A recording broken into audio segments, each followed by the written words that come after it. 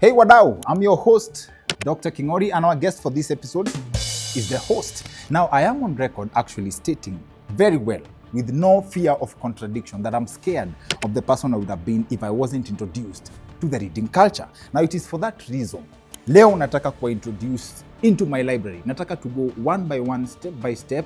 But for this specific episode, I'd like to introduce you to my money syllabus. And this is a collection of books that have changed and reshaped my mindset over time. I have with me on set 4 copies, but then we have one extra that is not on set, that hiyo ndio tutafunga nayo. That's the creme de la creme. And I'll start with the first book I get introduced to, 2019. I know about books. I'm the kind of person who's like, who reads a book? Nani anasomanga kitabu? I actually used to make fun of the people who used to talk about, oh, I have not watched the movie, I've read the book version, ama wale watu wa, the book is more good vibes, the book is better than the movie. I used to make fun of those people, and I wouldn't imagine that it would be me now on the other end of the camera talking to you about books. Now in 2019, someone sends my brother with a challenge. Bishop Dan wa Glorious Chapel in Buruburu. He comes, tells my brother, hey niaje, go tell your brother I have a car and it's specifically for him. And I asked how much the car was, because it's a good car. It was twice. When I had the price, it was twice the price of the 2 cars I had. And what I mean is, if I sold the 2 cars I had at that time, it wasn't even half the price, the marked price on that vehicle. That's around April 2019. So in June of that same year, I meet a person I have introduced on this platform on several occasions as my first money teacher, and we are in a party, tuko kwa bash kwa nyumba yake, and I noticed everyone's going to him for handouts, like, oh, kila mtu has some issue they need sorted, and he sorts it. And then I went and approached him, and I was like, I want to be the person on the other end. I want to be the person on the giving end. I want to adapt the spirit of abundance. I want to experience your abundance. And then he tells me that what changed his life was a recommendation of a book. It was The Magic of Thinking Big. And that changed his life. And this book gets recommended to him in 2004, and I've seen the magic of thinking big. I experienced it. I met my first money teacher in June 2019. Wale watu wamekuwa wakifollow content yetu, you know who I'm talking about. That is Gor Semelano. And when he introduced me to this book in June, this book opened my mind. One of the greatest lessons you carry from this book is the concept of thinking possibilities.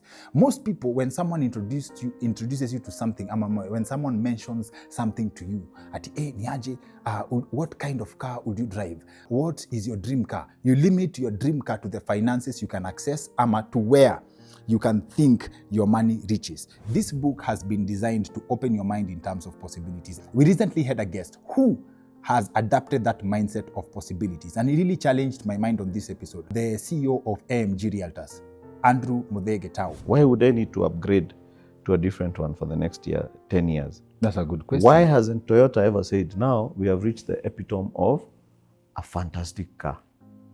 Now, sasa for the next 50 years, we are not producing any other new model. That's a good area to explore. It is the same with life. But I thought freedom is, kama my explanation, if, let me give you an example. The Land Cruiser Amazon, one of the most reliable vehicles, okay? Yes. You can buy it for 2 million or 3 million, super well kept. Then there is an LC, my friend has an LC, I think 600. LX, that's LX. LX 600. The Lexus, yes. And sijui ni huko 40 million. Save for the aesthetics and him paying insurance of a new small car every year. Our experience on the road is the same, because the engine is the same. No, it is not, my friend. Ivan. It is not. The day you'll own the LX 600, you'll know. But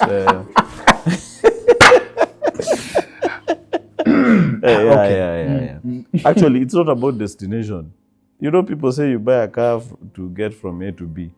It is actually not the it's not getting to B that is important. It is how you get. It is the process of getting to B that is important. Same as life.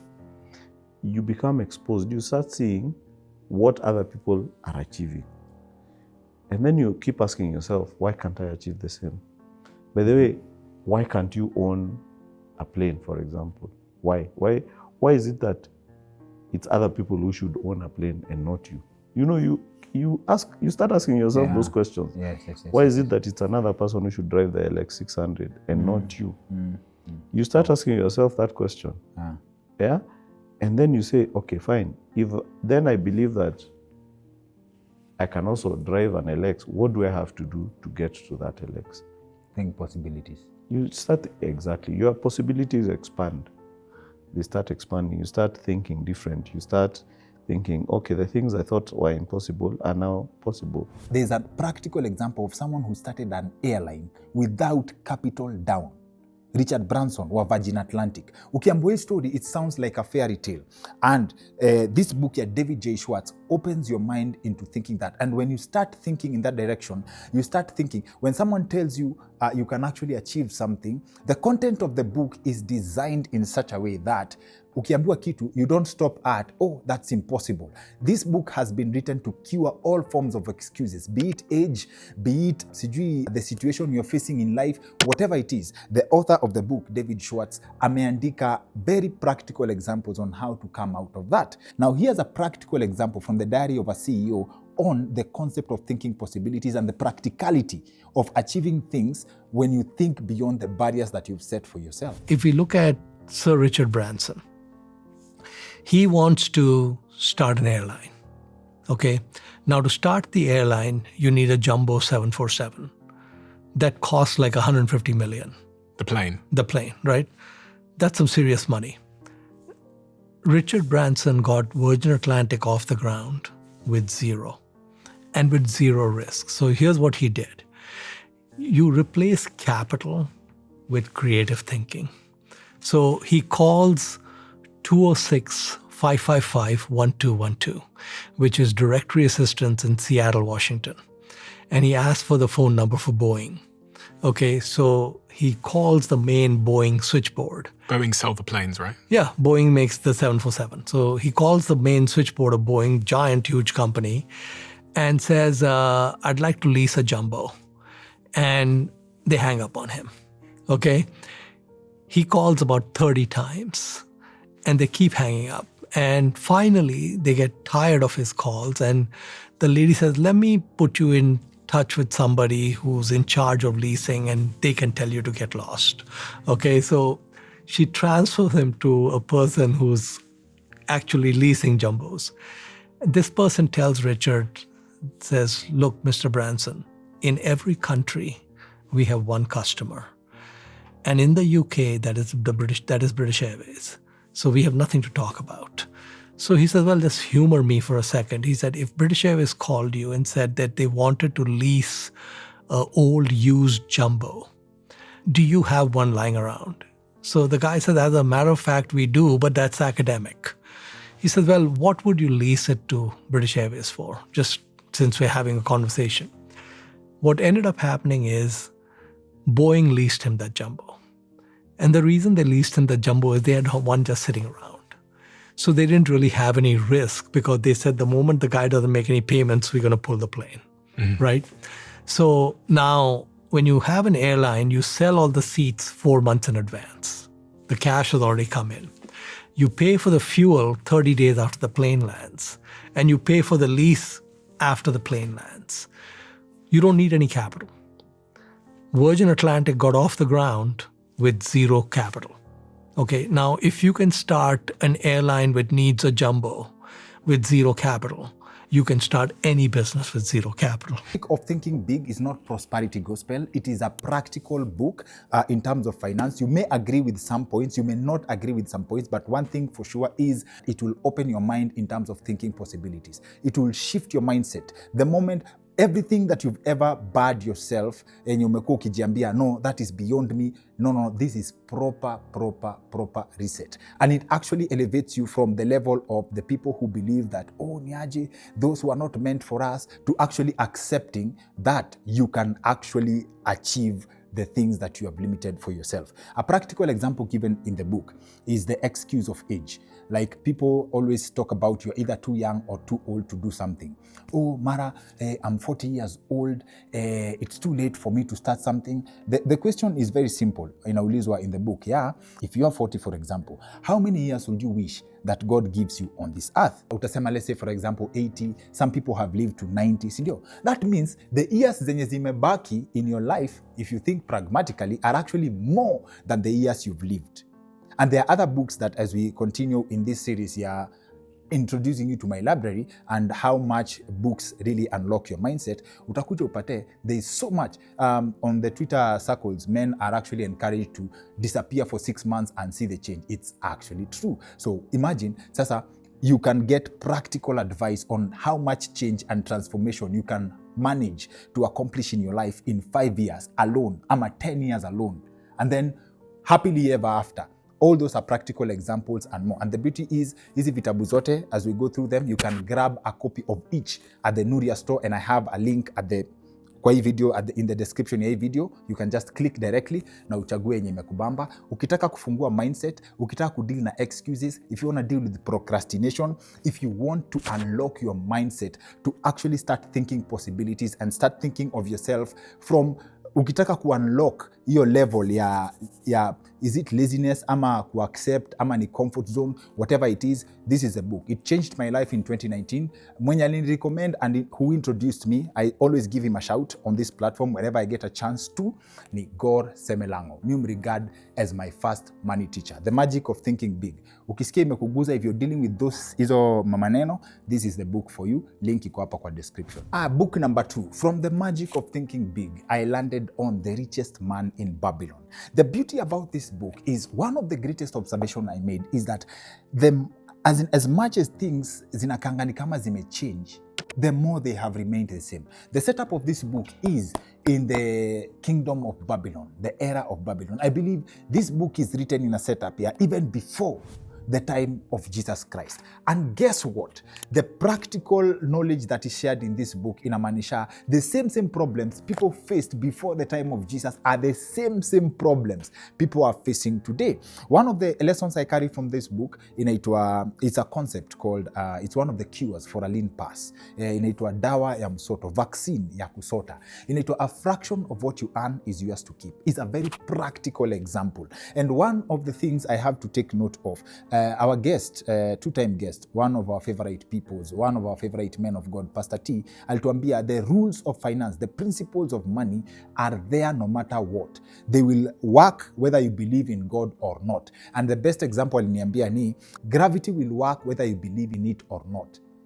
Sasa now that you don't believe in gravity, and this is Pastor T's example, you don't believe in gravity, enda 10th floor, uruke, uone kama utafika down because you don't believe in gravity. So the principles of money are the same. And this book is a proper highlight. Yeah, the principles of money are the same from time since money was discovered. Nothing has changed. Debt, investment, opportunity. All those examples are very practical in this book. Tuanze na hiyo example ya what I've said. A fraction of what you earn is yours to keep. I invite you, ufanye ka mathematics kidogo.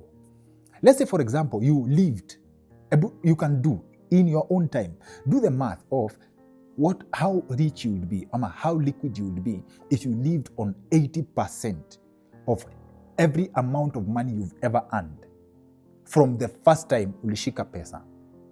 In short, if let's say, for example, you earned 10,000, na useme you always budget yako ni 8,000, you never exceed. You grow to whatever, 100,000, 20,000 is not there. You only live on 80. How rich would you be? That's a principle written in the time and the setup of this book, ni your time ya Babylon, I believe, before Jesus. Very well written, a very entertaining book. Imeandikwa na ile kizungu ya thee and thy. But the principle are stuck till now. And there are things that, to give you a practical example, how the principles za kitambo apply to date. One, ni the principle of luck. One of the characters who this book is centered around, I believe, for context, depending on who read the book, ama who reads the book, ama how you read the book, Arkad. Arkad is the main character. Alafu inasemekana, at some point, he was taught the principle of saving and he saved money for over 1 year. And the first time he lost all his money. Then the second time he loses his money on a wrong investment. He trusted the wrong people. Na any time before time ya Jesus, kulikuwa na watu wa wash before Jesus existed. So now the second time his money teacher anakuja anamuonesha the principles of investment and the right way to invest.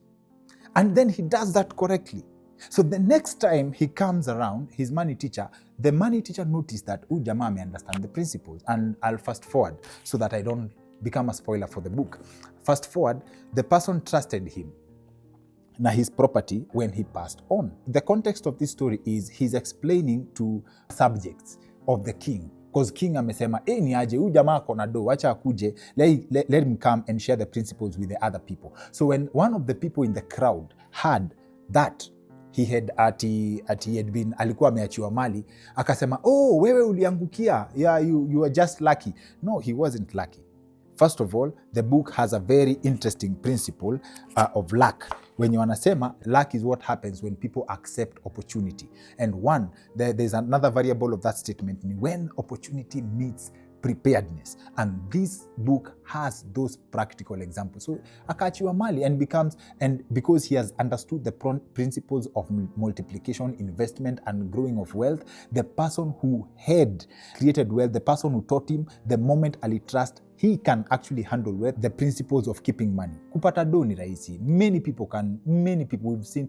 Kwanza, the next book has people who've risen to billionaire status and lost it all. We'll break that down. But this book has, kwa hiyo principle ya luck, I'll give you a practical example. Something that happens in this book and happens. In fact, I made that observation in an episode we have done. Kwa hii platform tunasemanga, approach with an open mind. So now, say after being taught the principles of investing and stuff, akaachiwa estate, the person who taught him the money principles. Fast forward to before I left Nation, we have an episode featuring one of the politicians who people have made fun of the most, anaitwa Oscar Sudi. Oscar Sudi, na nikisema approach with an open mind, personally I respect his money mindset. Oscar Sudi, while explaining his journey, how he started multiplying money, listen to this, kama this doesn't sound familiar. Mapenzi ya Mwenyezi Mungu. Baba ya huyu jamaa, huyu alikuwa ameniandika kasi ya matatu. Ni mtu pia alikuwa anajiweza. So siku moja akakuja akaniambia, nataka unipeleke kwa shamba ng'ambo ile tutembee. Siku hiyo nilikuwa nimeanza kujua kuendesha gari kidogo kidogo. So nikampeleka, kufika huko akaniambia, kwani huyu mtu wako, sasa tajiri wangu, sasa kijana wake, hakulima hii shamba? Nikamwambia yeye sijui. So wakati tulirudi, nikamwambia ule boss wangu, so nisaidie hii shamba nilime. Akaniambia enda kulime. Hata sikumaliza kusema. So nikaanza kununua fertilizer. Ilikuwa eka 7 ya shamba. Nikanunua fertilizer, nikaanza kununua kila miezi ninanunua input fulani nikitarget pale. Na nikafanya hivyo, baada nikapanda hiyo shamba. Hiyo ni miaka ya pili. Nikapata shilingi 1129 from 7 acres. From 7 acres. Hiyo ni season moja. Hiyo ni season moja. Lakini nimeweka pesa kama shilingi 40,000 na kitu. Nikapata hiyo pesa. That is a classic example of how things have remained the same. I'll give you a small story to complement the first principle that I carry from this book, which I think is one of the most important. A fraction of what you earn is yours to keep. Before I left Nation, one of the people I wish I had met earlier is, again, one of people I consider my money teachers. When I was there, he was a group finance director, anaitwa Tobiko. One time, he introduces me to a concept naitwa reserve tank. So hii concept ya reserve tank is very simple. He broke it down to me. Akasema, with the rationing of water from government agencies tasked with supplying water, ama the supply of water, it is important to have a reserve tank in your home. Kwa sababu, because of uncertainty, unasikia maji itakuja for 3 days a week, ama 2 days a week, depending. Right? It's important to have a reserve tank so that when water comes, the tank fills up, so you won't feel the effect ya the 2 days yenye maji haijapotea. Interestingly, he mentions that in passing in one of the sessions that I dropped by. And then nikaenda Ushago. And apparently, Ushago, wale wase wanaka shags up country, there's a concept where the person who brings water to the village holds the rights to distribute water to other people interested. So yes, you go and pay the government agency, but then again, kuna ka honorary fee. It's some sort of arrangement that has been accepted, yeah? For the investment that they put in, kuna pesa flani, you have to refund to them. So there is that guy who has supplied water in our village.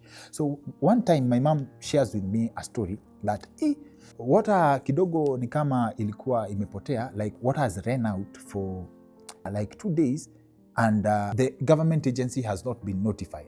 Must be the village sponsor has not noticed. And it was a very interesting concept. So this comes up when I'm sitting with my other money teacher, Tobiko, akini explaining the concept of a reserve tank. And then it hit me that, manzi, the guy did not notice because he has a reserve tank.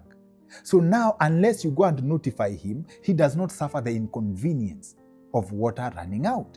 So he broke it down akaileta kwa concept ya employment. When most people operate with a salary, you operate with a salary in the terms of what comes at the tap is what you use. If the government agency or another unforeseen event, a pipe has burst somewhere, that's the end of your supply with water. If you have a reserve of money that you've been keeping away, like your concept, a fraction of what you earn is yours to keep. You've been keeping that away in case of any shake-up kidogo. COVID happens. In case of emergency kidogo, maji may burst, ama rationing, you will never feel that effect. And that depends on how much a reserve tank you have. That's a proper and classic principle of saving. And most of us don't think of it that way. He broke it down so well. How practical can an example get? Kitabu inaitwa The Richest Man in Babylon, imeandikwa na George S. Clason, and nimewambia it's been set up in the period, I believe, even before Jesus. Like the setup of the book, the principles are the same. The problems people suffer from then are the same problems people suffer from today. And interestingly, this book also carries one magic formula and strategy to get out of debt. Our third book in my library and my syllabus, understanding how money works. You know, beyond comedy, I like to believe that my other service to humanity is to make sure as many people as possible understand the system, how money works, because I have paid school fees. So one of these fine episodes by there, I'm gonna break down to you some of my money mistakes I've made that have made me so passionate to break down everything and every angle ya kuelewa how money works. So that third book in my syllabus, understanding how money works, inaitwa The Psychology of Money by Morgan Housel. This book is very practical because one of the things, and this is a very strong statement said in this book, is that there's no evidence that financial, as in you understand or being told about money will make people better investors. No, but the knowledge is very important. Another important thing said in this book is how good your money is has nothing to do with how smart you are, but it has so much to do with how you behave. And it's a very practical book. And this book levels the playing field for everyone in terms of luck, in terms of success, and one of the best concepts it carries, the concept of how to manage greed. If you approach this book with an open mind, it's proper freedom. One of the quotes that I carry from this book in it, wealth is not what you buy. And this is why I come up with the concept, I would rather be liquid enough to pass by a motor vehicle showroom and I'm like, I can buy any car here, just that I choose not to. But if I walk in, I can buy the car. Like that kind of freedom. As in, it redefines financial freedom, and it is so well written. And when I say it's leveled the playing field for everyone, it opens with a story of someone you can actually look up in the internet, and it was Ronald Reed. Ronald Reed was a janitor and a petrol station attendant who made headlines when he passed on in 2014 because he left a fortune of $8 million then. That means this guy, from your janitorial work, kuosha hapa na pale, he had risen to the level of a dollar millionaire and a billionaire by Kenyan standards. Now, one of the reasons I'm so passionate about understanding and sharing as much knowledge as possible around the concept of how money works is because I believe I have paid the price. My money mistakes when measured in school fees is too steep, and I hope that by sharing these experiences, you do not have to learn from your mistakes. You can learn from my mistakes and from the knowledge we have gathered in the course of understanding how the system works in general. Now, for the book, Psychology of Money, one of the topics that's well covered in the book is how to manage greed. And it gives practical examples of people who have risen to billionaire status. $1 million, as in people who did not need any more money, but because they could not stop, because they did not have a number they are following, because they didn't know when to stop, they lost everything. This book is a practical workbook on how to know what's enough, and I think it's properly defined. Morgan Housel has done a great job in terms of defining, or redefining for this context, what wealth is. I'll give you an example. If I can take you through, there's a sub-chapter imeandikwa, the hardest financial skill is getting the goalpost to stop moving. And in this example, he breaks it down. Anasema, we've had very many people, even guests on our platform, anasema, when you get to a number, let's say you want to be a millionaire, you make it to the status, then you change, you want something else. That's what he means by the goalpost to keep moving. And the goalpost moves for different reasons. And I hope I don't mix up books here. The goalpost moves for different reasons. Like, let's say, for example, you want to earn 100,000 and that's your dream. 100,000 consistent cash flow, that's your dream. When you move into a neighborhood where people are earning $1 million, your goalpost changes because you want to live the life of the people when you umepata hapo. One of the examples given in the book ni, an author has a book inaitwa Catch 22, anaitwa Cut, I don't remember the other name. Grab the book, ndio ujue jina yake ya pili, as an extension of all the financial wisdom that comes with what Morgan Housel has written. So the guy anaambia author that the owner the owner of the island is a hedge fund manager, and he has made more money in 1 hour than what the author has made in his entire lifetime selling the book, which is a bestseller, your Catch 22. And then the author politely akajibu akasema, and this was a story being given by another person, akasema, but then the billionaire will never have something that I have, which is enough. When you think about that, that's very deep. And he goes ahead, and the chapters, it's a very simple book. And I think he puts a disclaimer, anasema, it's very simple concept that do not need 300 pages to explain. So it's a very simple book, practical and very easy to read. Akiendelea, and he also talks about saving money, where anasema there are people who believe they have to save money and other people who think they don't need to save money. In this book, you will find the classification. This book, it will help you find who you are. It will explain your relationship with money, and probably if you follow the principles that are written in this book, you will change how you relate with money. That's not a guarantee, because he also puts a disclaimer. Anasema saa ingine unaweza jua, you can know everything, right? Hata mimi mwenyewe, I have interacted with a lot of content as far as money is concerned, but ni pole pole tu. You learn the principles, and sasa now adapting them, absorbing them, and putting them in practice, it's work. But the good thing, the best thing is to know. Mi kwanza weakness yangu ni magari, but I have caught myself. The urge never goes away, but I know how to manage it. That's the beauty of what's hidden in books. Aya, now book number 4. I've had this book in my shelf. Inaitwa The Jewish Phenomenon. Imeandikwa na Steven Silbiger. I've had this book in my shelf, but I've always known the concept because we've interacted with, Jews, one of the richest communities in the world, if not the richest, But I never got deep into it. But sasa, I'll tell you something I've learned from this book, and a practical example I've seen happening in Kenya. Before we go to the creme de la creme, which is the last book, not the last book, last but not least, because this series will continue. Mtanipatia feedback what you think about our review. If you've read any of these books zenye tumetaja, remember each of these books unaweza pata kwa the Nuria bookstore.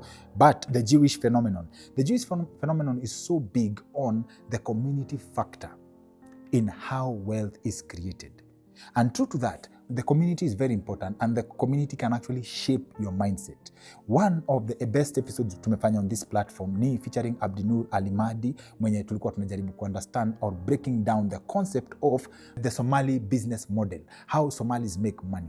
Now, most people may not have realized this, but this was part of a series we were doing on understanding how your community can actually affect your wealth mindset. And this original idea was planted to us by our friend and a friend of the show and a personal friend of mine, anaitwa Gabriel Maketh.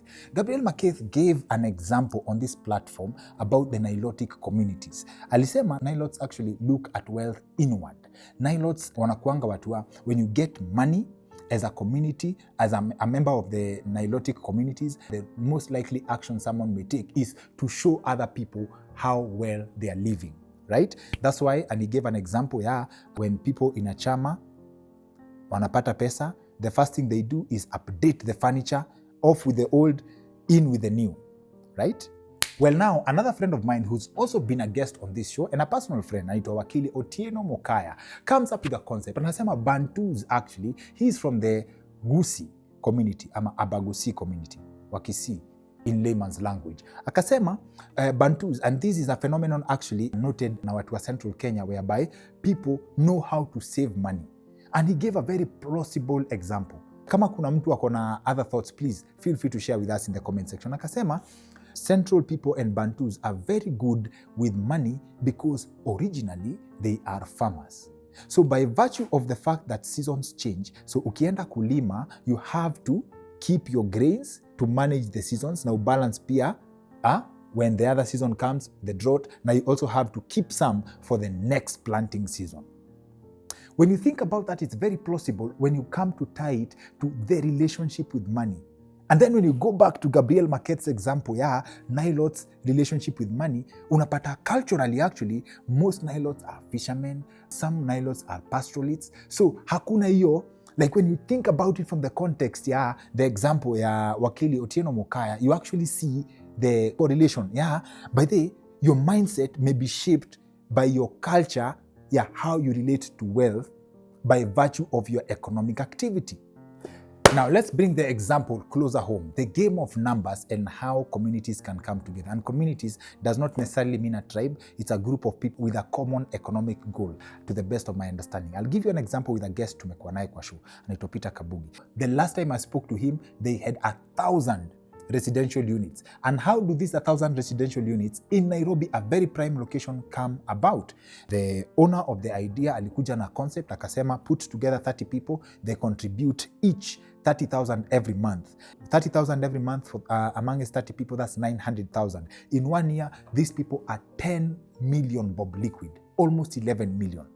Liquid. If they come to you as an organization, they have negotiating power. If unasikia shamba, if a piece of land goes for say 20 million, 30 million, 40 million, these people have the power to come and negotiate. Hata kama ni negotiating with a financial institution, if they have a capacity to pull in almost 11 million every year. Can you imagine what they can do in 5? As we speak, the development in Kitisuru wako na over 1,000 units, if I'm not wrong. Power of numbers, power of community. If you want to understand this principle and how it works, this I picked up kwa bookshelf yangu. I had not read it, ndio nimeanza. It's a very interesting read, very practical examples, na ameweka jokes hapo katikati hapo to make sure haujaboeka as you read through. Grab a copy, iko available at the Nuria store. And now, this is a personal opinion. According to me, now this is like sort of a summary of my money syllabus. Someone decided to put this together. This is the creme de la creme of now the modern times. Tulianza na the magic of thinking big, your mindset. Tukakuja kwa telling you like confirmation, the principles of money that don't change over time. The richest man in Babylon. Practical. If you love stories, you love this. Alafu tukakuja the psychology of money. Practical finance book written for everyone. He does not say that this is a guide on how to get rich. No, this will also unlock your mindset. All the links to this book, to the Nuria store, hapa kwa description ya hii video. The Jewish phenomenon, the power of community, the power of numbers. And by the way, this is an important disclaimer. I subscribe to this. It's not possible to build wealth alone.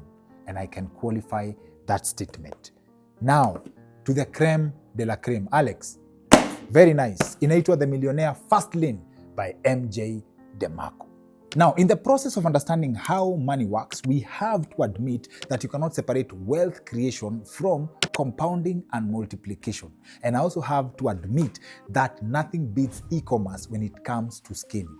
And that's for the simple reason that when it comes to time, there's so much you can do in 24 hours. But there's no limit to the number of customers you can reach on the internet space when you have a good product and a good system.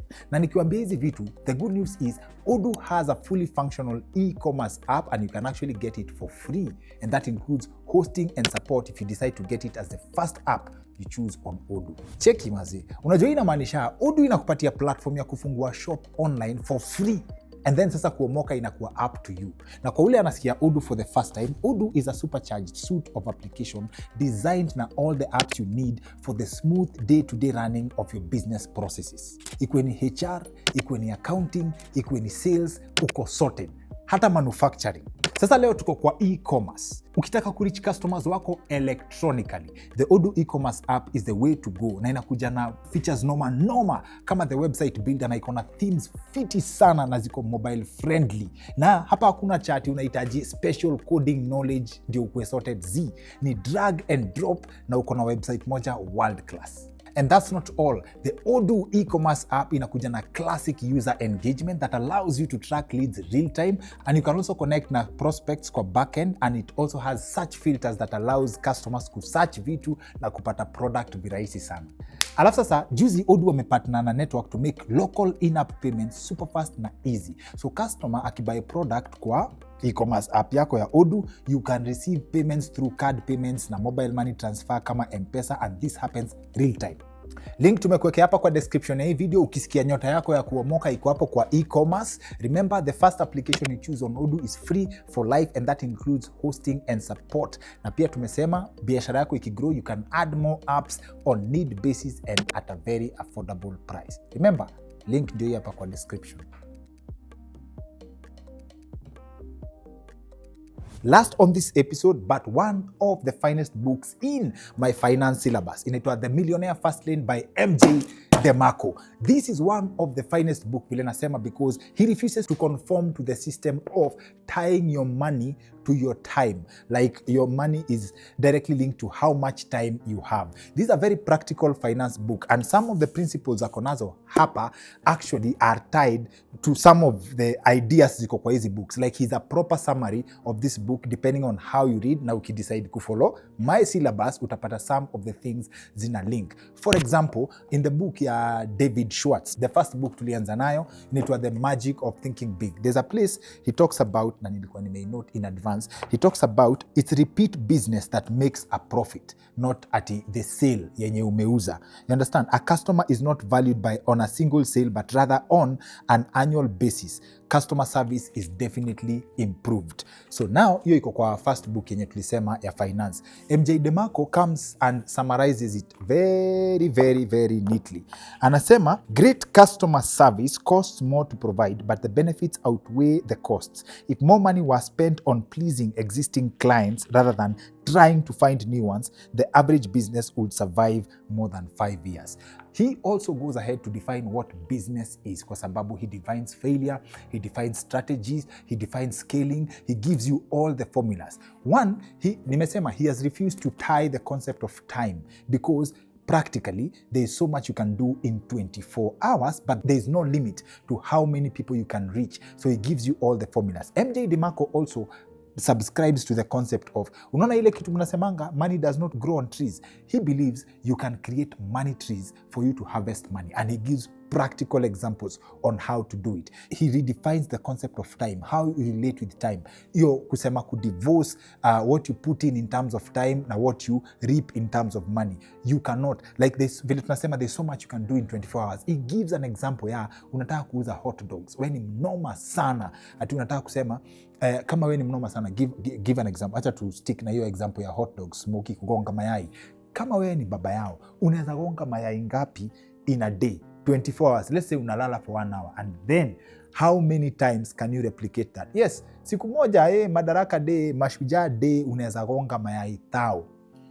Let's say basi wewe ni baba yao, wewe ni dangamanya, unaweza fanya hiyo, but how many days can you replicate that? And that's where e-commerce comes in, and that's why I introduce you to the e-commerce. He explains the internet space and he breaks down the concepts of scaling kabisa, your relationship with time. Anasema a business that is tied to your time is a job.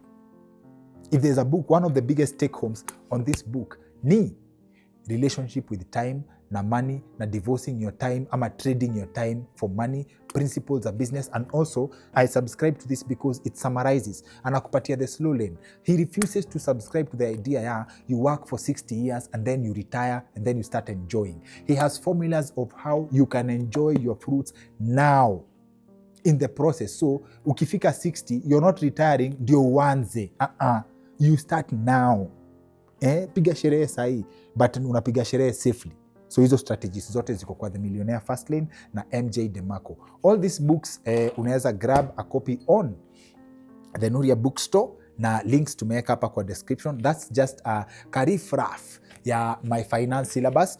If you like, tunaweza enda to the books step by step, breaking down the ideas that work na the ideas that stand out for me. But leo sitaki kuweka sana introduction na recommendation. Watu wanapenda kusema nimwambia, we started this episode nikisema I was one of the people who did not believe ati naweza kaa chini na kitabu nisome, but trust me, I'm scared of the person I would have become if I didn't read these books. Next week tuko na idea moto sana, revolutionary, again from books, na next week tunaenda kwa my syllabus ya politics. So tukutane next week, same time, same place. Being your host, Dr. Kingori.